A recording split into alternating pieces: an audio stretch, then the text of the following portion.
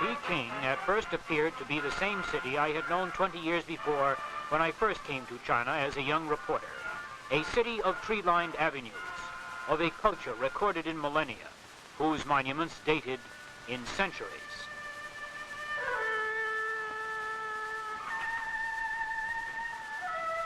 But I soon learned Peking was full of new sights and sounds. The parade was just a rehearsal for National Day. It is Communist China's leading holiday. Celebrations go on for 2 days. They were carrying banners supporting Zhou Enlai's demands for the liberation of Taiwan. They were full of enthusiasm. Taiwan must be liberated. United States get out of Taiwan, they said. At that moment, the communists were shelling Quemoy.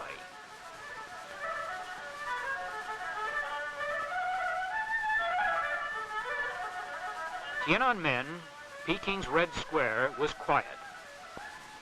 Only a few pedicabs and buses moved around. The Chinese characters say, "Long live the People's Republic of China. Long live the solidarity of the peoples of the world." On National Day, this square would be filled.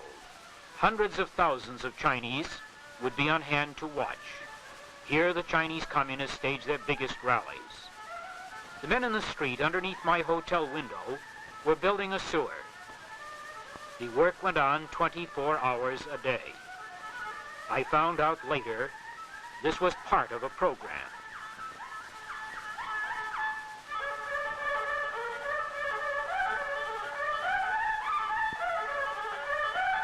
On Tiananmen Square, some men were reading anti-American protest letters posted on a cloth bulletin board. All over the city, propaganda signs and anti-American posters. Hate America, they said, liberate Taiwan. But most of all, they advertised the Leap Forward, a nationwide program affecting all Chinese life, industry, agriculture, even sports. Near Tiananmen, there were some of the militia, including a few girls.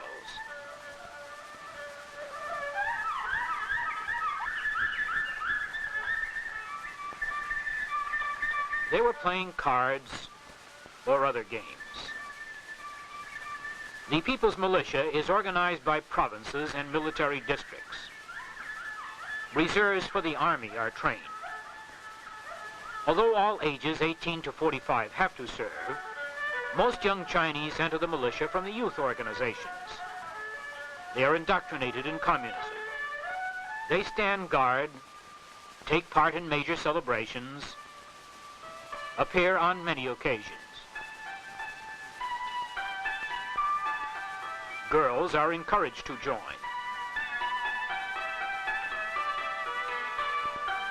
These girls are reading recruitment notices.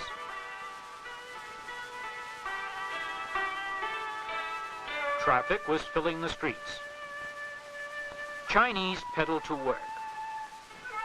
Pedicabs are used for carrying small loads. Men pull heavy loads. There were cars, buses, carts.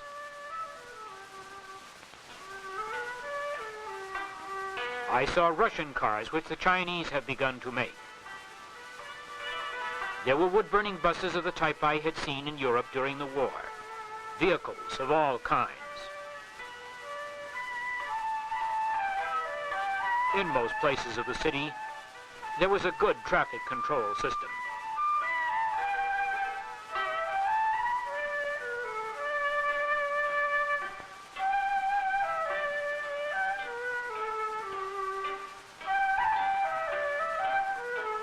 This truck was pulling a string of trailers, carrying a load of coke for steel making in the Leap Forward. The people moved among the ancient monuments of their city. They were dressed in many different ways. Men in uniforms or trousers and shirts. Women wearing trousers or dresses.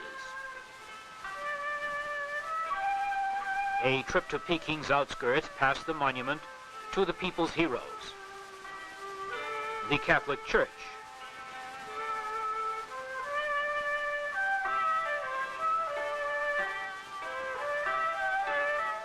And apartment buildings and government offices. There were many more apartment buildings than I had seen in the Soviet Union.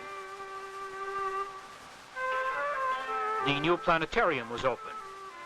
It has become a popular place for visitors to its observatory and exhibition hall. Construction was going on everywhere. It was mostly hand labor. Manpower is Communist China's greatest resource. Colorful fabrics in a Peking textile factory.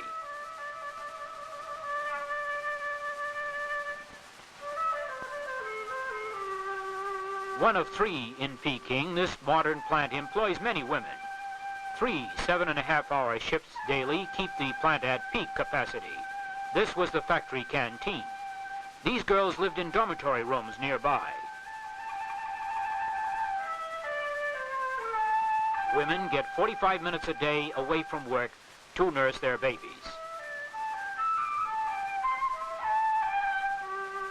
A new maternity hospital. Part of it is still under construction.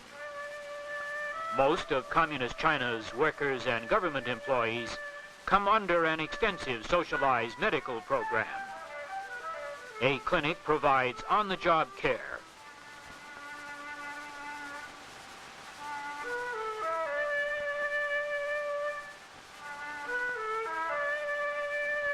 I visited a worker's family in one of the apartments near the factory.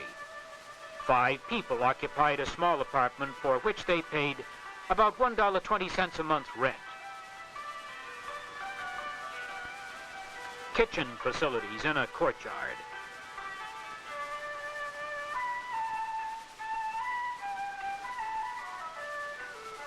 The main hall of the agricultural exhibition. Opened May 1st to display machines and implements China is making for the leap forward.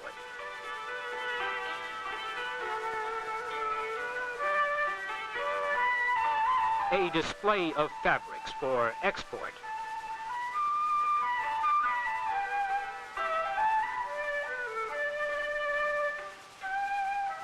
Visitors arrive from the provinces, 500 at a time, for a week's tour.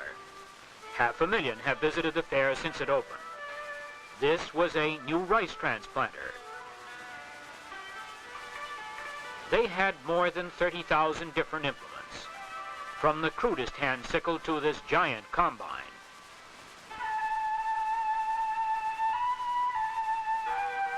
They had more than 170 different types of tractors.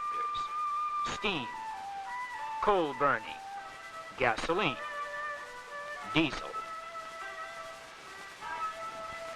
They claim to have built many in the last 5 months.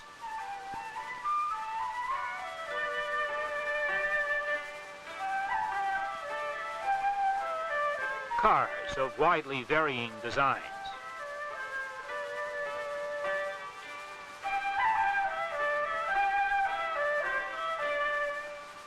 Turbines of all types were on display. Locomotives for China's new railroads. This was the only steam shovel I saw in China. But this was only the beginning, they said. The leap forward was only the first step toward China's advanced economic progress. An exhibition of irrigation machinery ranged from steam power to small gasoline motors, even foot and hand treadle.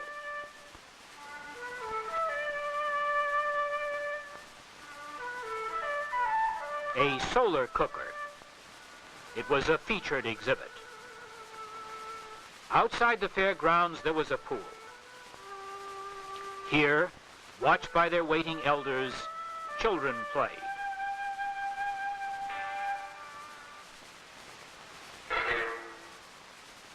Goldfish in the pools of the Summer Palace, a reminder of China's past.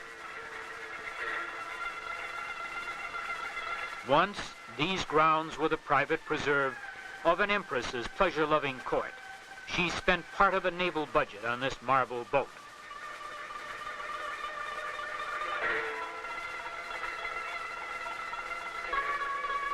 Under the communist regime, these grounds are now a park for China's workers.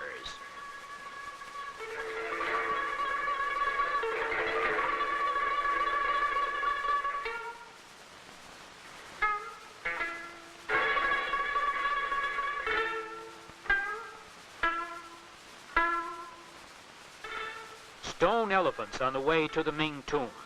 A gate built 5 centuries ago, entrance to the tombs, burial place of emperors of the imperial days. The communist regime has made it into a park.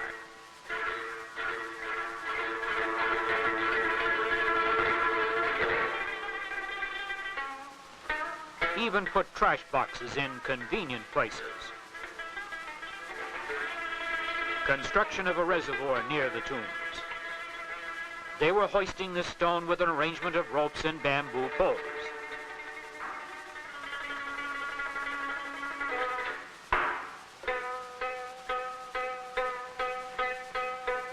With almost no machinery, they do not lack manpower.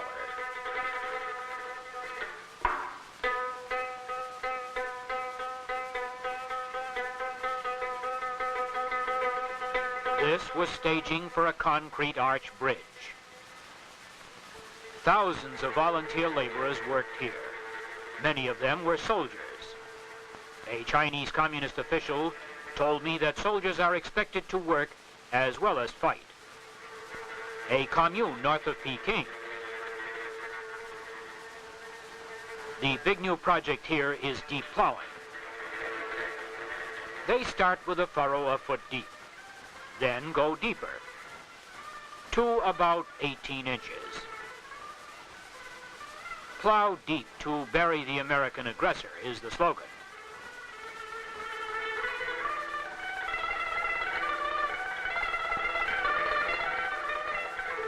The commune is virtually self-sustaining. They make their own tools.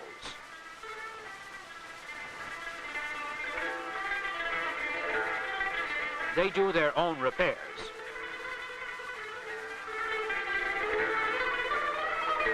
Four 4,100 people live on this commune, 970 families, 1,600 workers, a comparatively small commune in communist China in the year of the leap forward. Leading crops are corn, millet, vegetables. Their vegetables are excellent.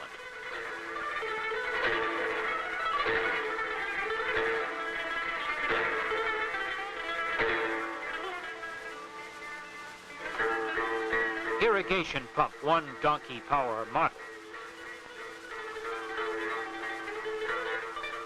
These women were threshing millet. Children are excused from school and brought here in a group during the harvest season. Education and labor go together in communist China. Much of their corn is very poor. Some of it was fairly good.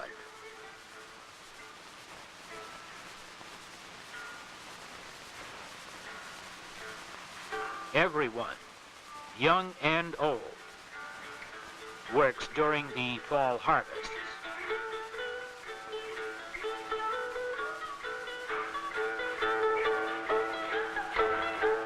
These are student volunteer workers, young men and women from Peking universities and high schools. On weekends, they work on farms and roads around Peking. This group had a loudspeaker with news commentaries about Taiwan and commercials about why they should work hard for the Great Leap Forward.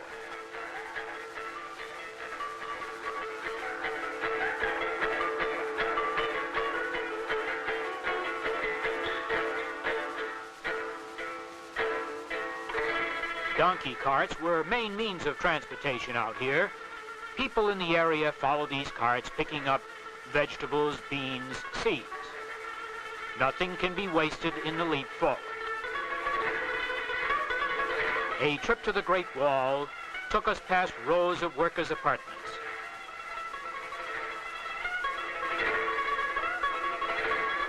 We passed camel caravans coming in from the north, loaded with grain, wool, and other products, and herds driven to market.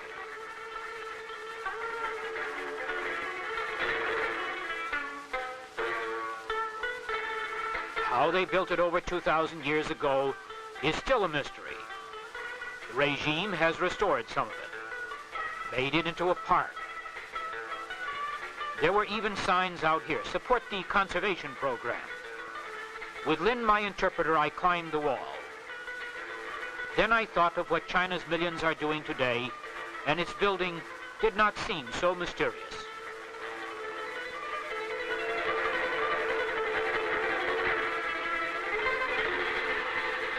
Apartments in Shenyang, heart of industrial Manchuria.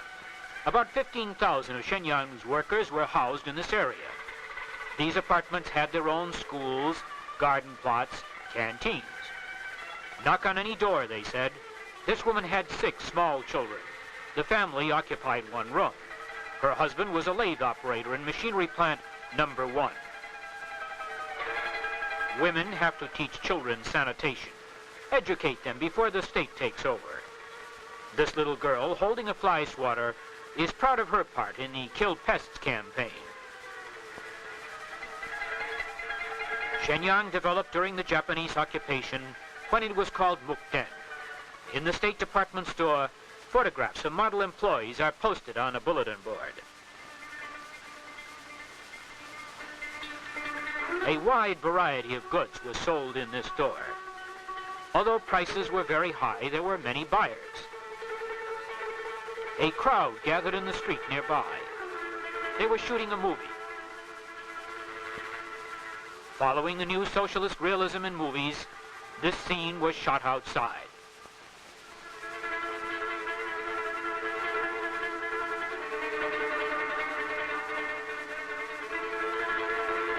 They even had a script grill. Chinese Communist motion pictures carry much of their propaganda in the Leap Forward campaign.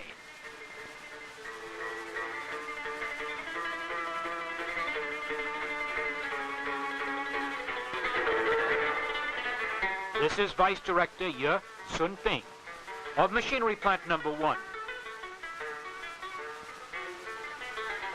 It produces 700 to 800 lathes per month. One of 3 in Shenyang, it was destroyed during the war, later restored and enlarged.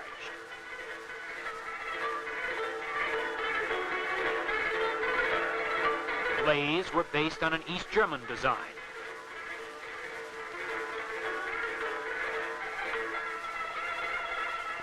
Completed lathes were crated. The crates were then rolled to the railroad loading platform. It was all hand labor here.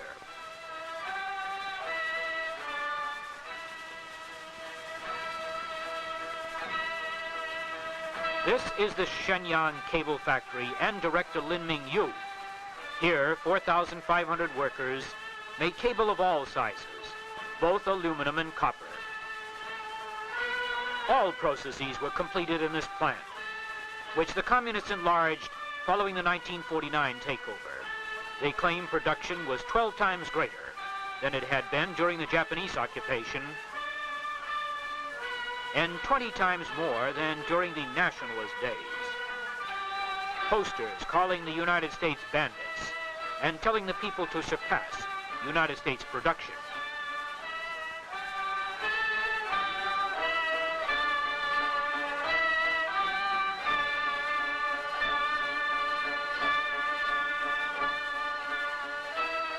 Other posters call for production to rise like a Sputnik. This was the plant production chart. Red flags are Sputniks. You're a Sputnik or you're an ox cart. And nobody wants to be an ox cart these days. As in Peking, young students lined up for volunteer labor groups.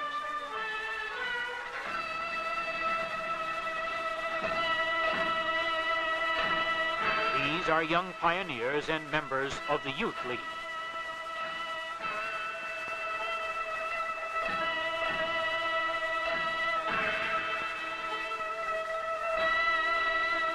Outside Shenyang, these women moving earth were preparing land for a fire brick factory. The communists have gone all out to get women's interest and participation in all their programs, especially during the Leap Forward.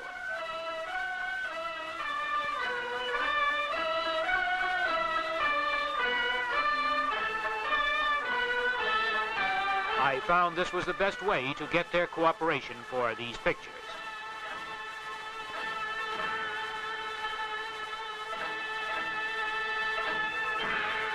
I visited a commune on the outskirts of Shenyang. This was the headquarters of a new commune. It had been founded only 5 days before my arrival. The chairman, Liu Chenyang, 42, headed 60,000 people working about 65,000 acres. 10 factories were also located here. Hogs were the most important product. The chairman told me there were 17,000. Recent communist agricultural policy in the communes calls for close planting, deep plowing, plentiful use of fertilizer, and irrigation.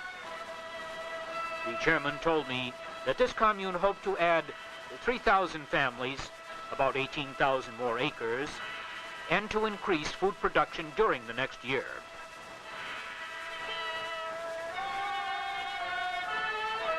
It rained on my return trip. I was stuck fast in Manchurian mud and had to get help from one of the farmers nearby.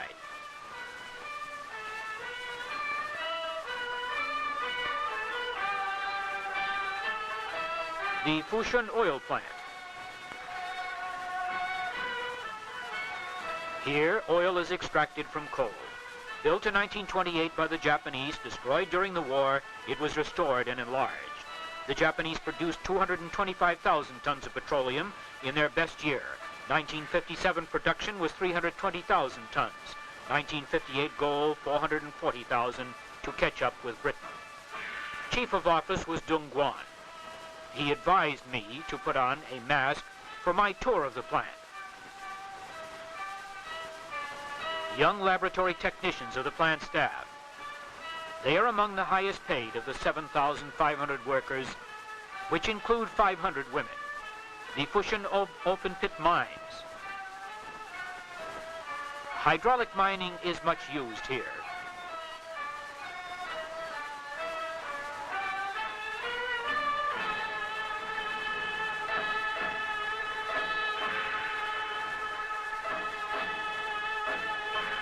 After mining, the coal is loaded on cable cars, then hauled to the surface.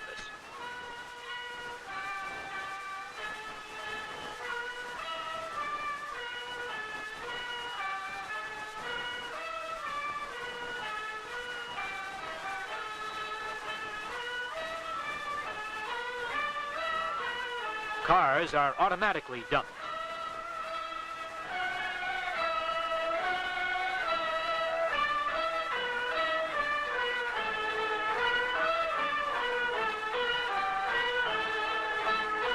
Some of the raw materials from these mines goes to Anshan, the steel company of Anshan. Located 55 miles southwest of Shenyang, it employs over 100,000, including 6,000 women. 1/3 of Communist China's steel production comes from these mills, about 3 million tons a year. Under the Leap Forward, they are trying to increase this to 4 million tons. Coal comes from the Fushun mines. The plant also has its own department store, canteen, and club. Built during the Japanese occupation, the plant has been restored and enlarged following wartime destruction. All kinds of steel products are made. They have 10 open hearth furnaces. It takes about 8.5 hours to run a batch through during the Leap Forward, an improvement over earlier production figures.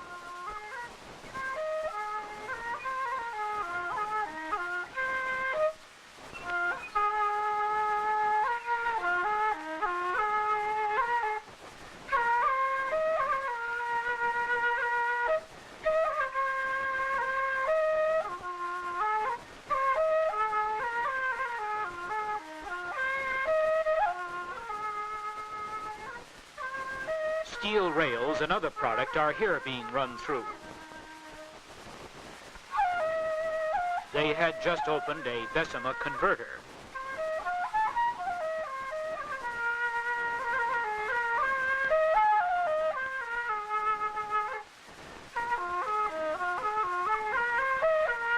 To this production is added the output of many small furnaces like this one. This plant made 30,000 tons of steel a year.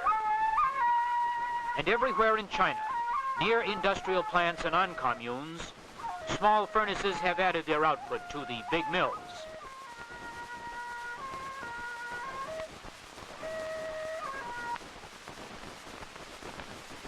The sign says, "We are determined to liberate Taiwan."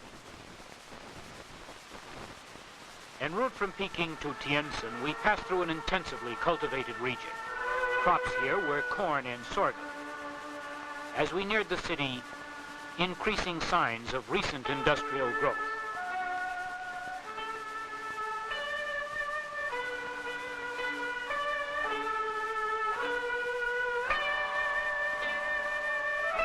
Tientsin is a sprawling city of over 2 million.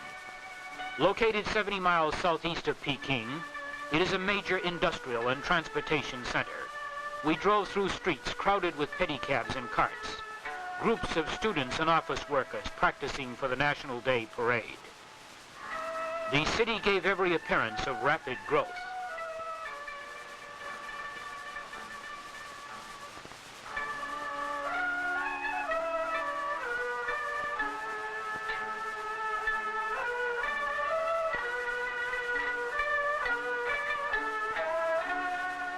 New sewer pipes in the city's outskirts. I also saw many new buildings in this section. This is Ha Qian, director of a plant which made paper from lu grass. Workers at this plant designed and built the paper-making machinery. They were also building a little furnace for the leap forward. The furnace was on the plant premises. The workers were still building it.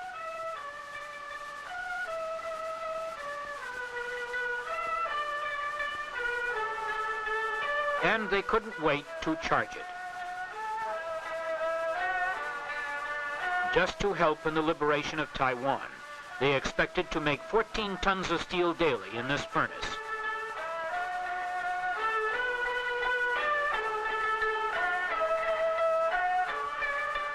These women winding copper wire belong to a neighborhood co-op of 380 families. In communist China, they are considered to be emancipated from housework to support socialist construction. This co-op was part of a much larger commune of 12,000 households. Communal cooking saved coal, which was used for the leap forward. The commune had its own nursery. Mothers took turns looking after children.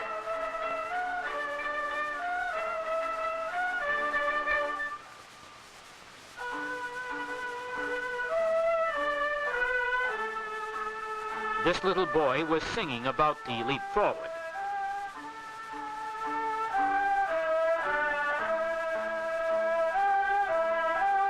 This old man was angry over Taiwan. The co-op maintained a home for the aged.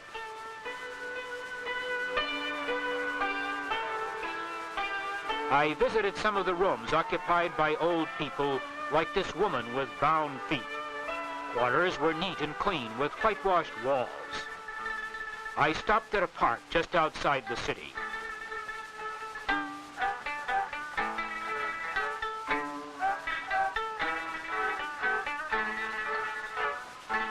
I visited the Tientsin Second Worker Sanatorium. Completed in 1955, the buildings were in the Chinese style. The hospital has 800 beds. Patients organize their own entertainment. All workers in Tientsin are eligible. Patients attend classes. These girls are knitting as they walk in the gardens. Treatment is for mild cases only and lasts 3 to 6 months. South of Tientsin was the Xuanlin State Farm, one of the few in communist China. Everyone exercises at 10 o'clock. This was at the rear of the headquarters.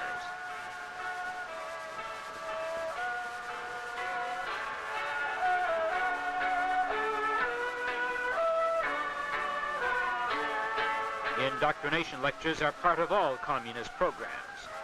Chinese are subjected to constant propaganda. This was formerly swampland. Now they reported getting good production. At nearby Xinli village, they were experimenting with rice. Irrigation here was fairly advanced. These water wheels were run by a 15 horsepower motor.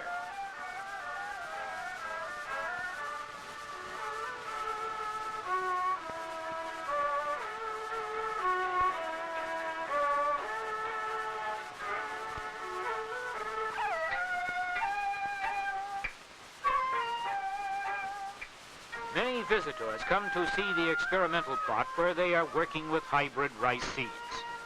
They are so proud of it they even have their own cameraman. They have bamboo poles to keep the rice from trampling. Lights have been installed to keep it growing 24 hours a day.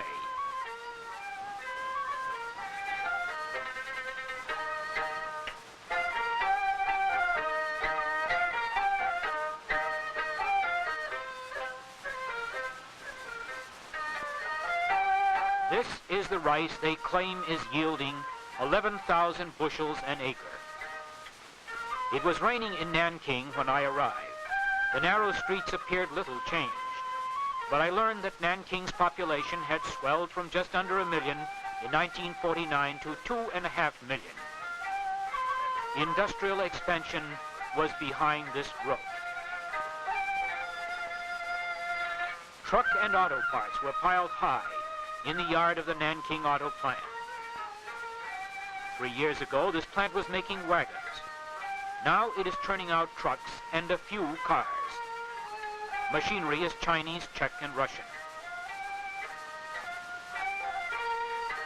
They were cutting these plastic strips to be used in making small cars.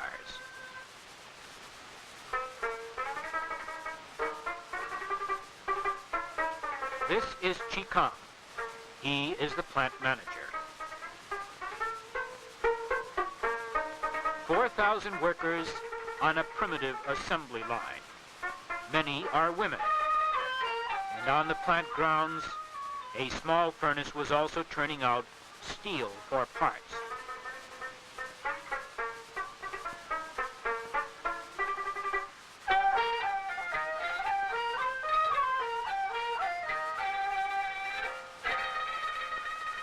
For the leap forward.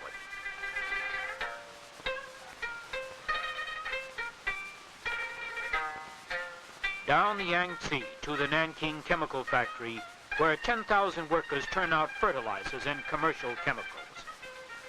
We could see the factory as we approached. Workers at this plant had built 80 small furnaces on the plant grounds. Posters with anti-American and Taiwan themes were linked with the leap forward production. This was a Buddhist temple. Within its confines is the shrine of the 10,000 Buddhas. 50 priests take care of the temple and conduct services. This priest told me that quite a few people still worship at the temple. I arrived at the Catholic Church just as Mass ended.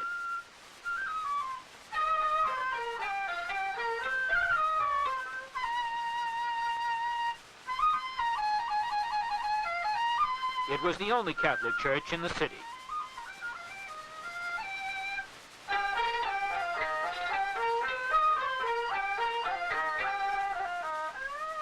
The priest told me that there were 200 or 300 people in the parish.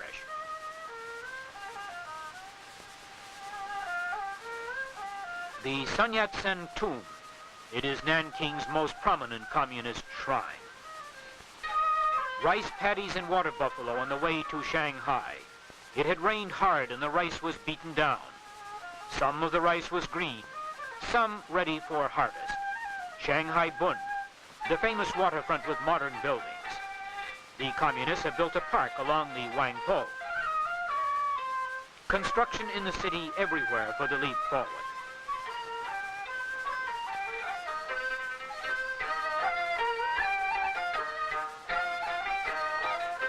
The Sino-Soviet Friendship Building, a cultural center to further the common bond between the two communist giants. Like Peking, traffic streamed through the streets. I passed many factories. I was on my way to visit a fountain pen plant. I was greeted by the manager, Chi Fung Lu. Pens made here, called Hero, were modeled on the Parker 51. Catch up with Parker was the plant slogan. I saw many young workers and students here. This was Chung Kan-chu. He is saying, "Get American troops out of Taiwan." This is the Longmachong-chen Commune.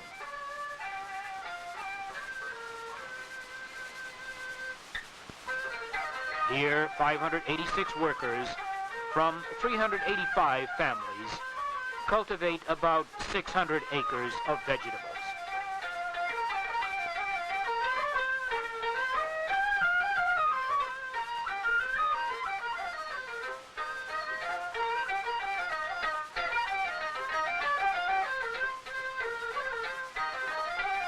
Militiamen to guard the commune gates. There was some mechanization on this commune, but most of the work was done by hand. Tractors were used for deep plowing. They reported 7 to 21 crops of vegetables a year. Compost and fertilizer, both animal and human, was used in this intensive cultivation.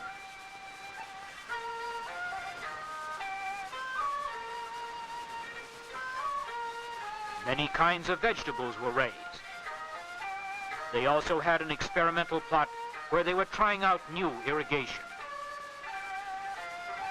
Corn was raised and used for feed.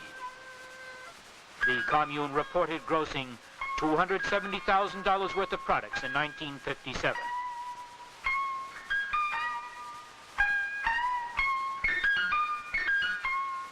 Poultry of all kinds was raised.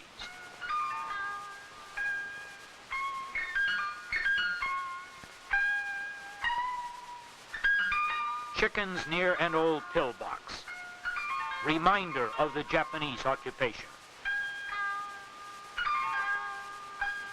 Busy streets and busy days in central China's Tri-City area, Hankou, Xinyang, Wuchang, together called Wuhan.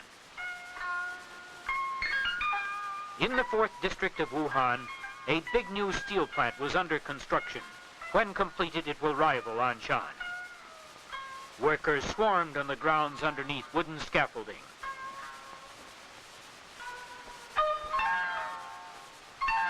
They dug and shoveled.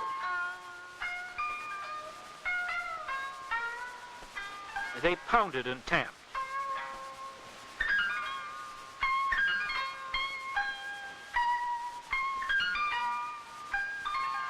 Ore is shipped in 60 miles by railroad. It is unloaded automatically in the plant yards. Cars are placed on a turnover. Then over she goes.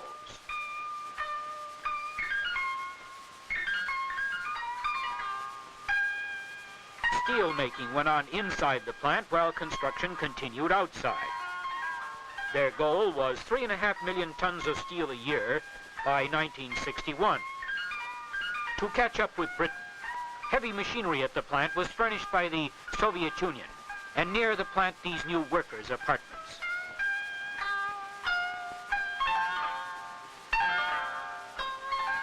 "40 miles from Hankou, a new engineering college had been built on land once used for farming.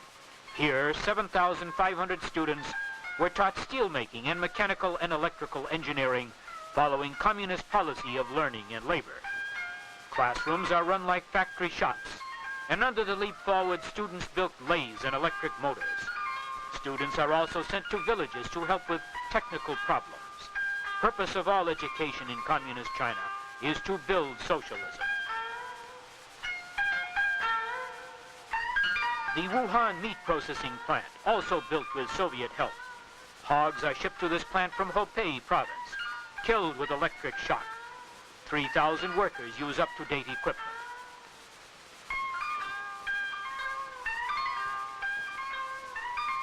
Here they are cutting the hogs up with an electric saw.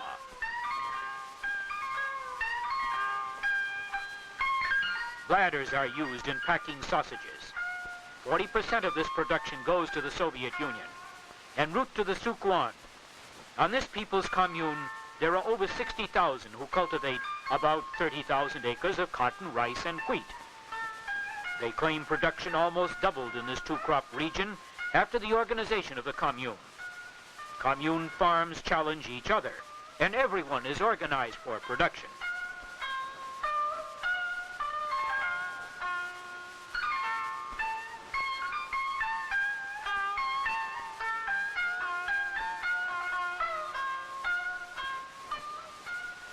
On this experimental plot, they claimed they were producing 1,000 catties of cotton per acre.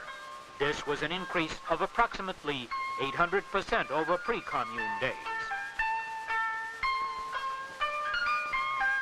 Young children of working mothers are cared for at the commune nursery school.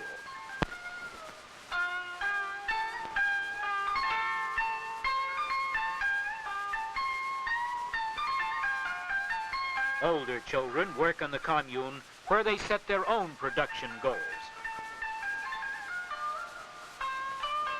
The commune was building its own furnaces.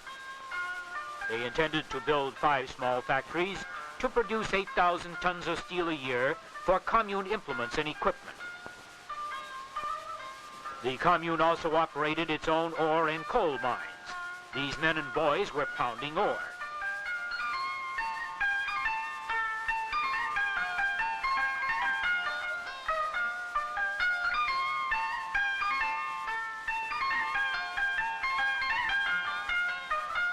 They sifted and shoveled coal, getting ready to charge the furnaces.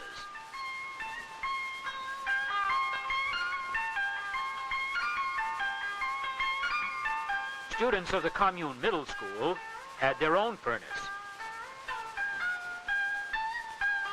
Nearby was a larger one belonging to the commune.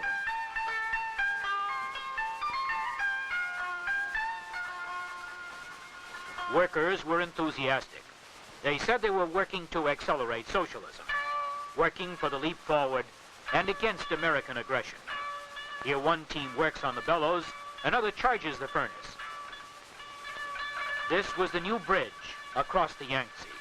Opened in 1957, this steel truss bridge has a highway on the upper deck, a railway below. A Chinese junk blown gently before the warm South China wind, the smell of the river, and the creaking of the oarlocks of the river sampans, the voices of the people who live on them. This was the old Canton.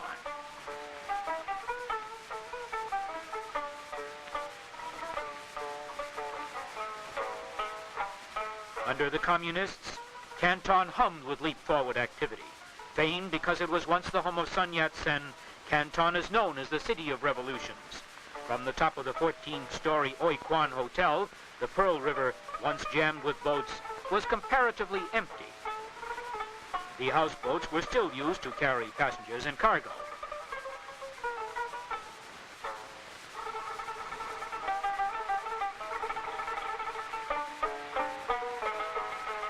Baskets of fruit piled for shipment. Surrounding Guangdong province is a rich breadbasket. And Canton is also the center of an extensive light industry.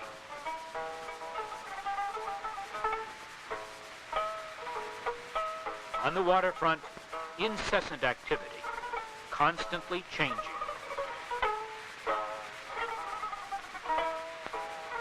This little boy wears a Kapok life preserver. Playing along the waterfront, he may fall into the water, and if he does, the sack will keep him afloat. Excitable and talkative Cantonese are far different from the North Chinese. My interpreter had difficulty in understanding the 3 commonly spoken Cantonese dialects. Under the communists, this colorful waterfront life has changed drastically. Many of the sampan people are being forced to move and live ashore, where the communists can better control them.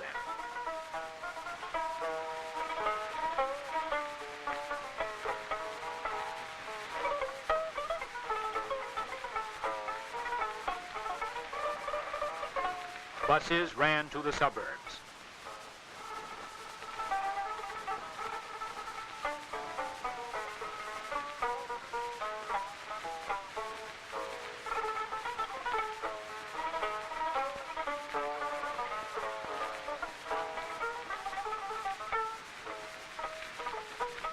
I visited a commune on which vegetables were raised. It was in the wide-flung agricultural section surrounding Canton. This is a two-crop-a-year region.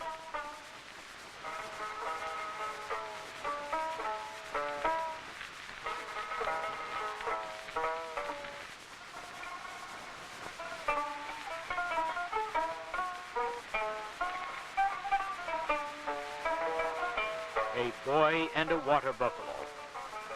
A familiar sight.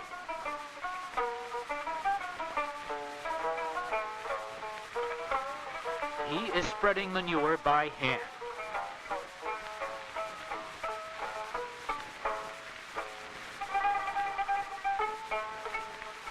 Here, cabbage plants are sprinkled with night soil. All work here was done by hand.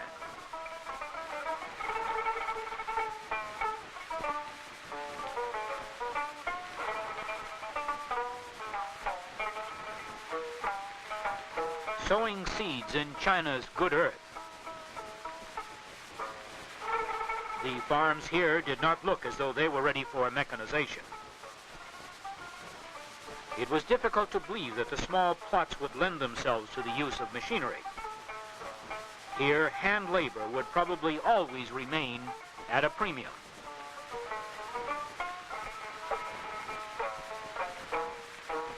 It is less than 100 miles from Canton to Hong Kong. In the new territories outside Hong Kong, the landscape is like that of Guangdong. Water buffalo and men and women working in rice fields.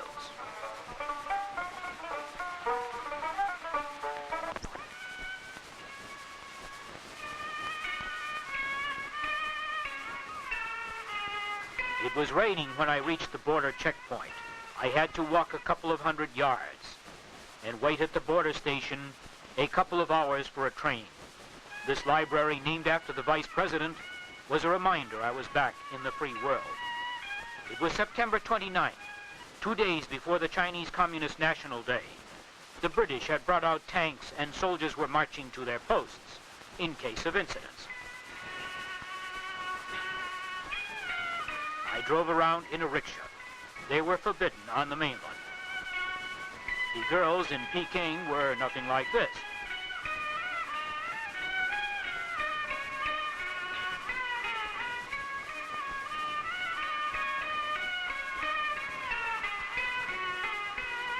The sky itself seemed brighter, lighter, freer. Down on the bay were the many sounds of a big port. Creaking of Chinese sailing craft, the big boat whistles.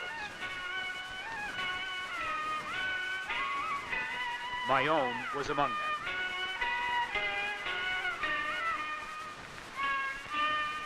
And I stood at the rail and watched Hong Kong's white buildings against its steep green slopes and thought about China's leap forward.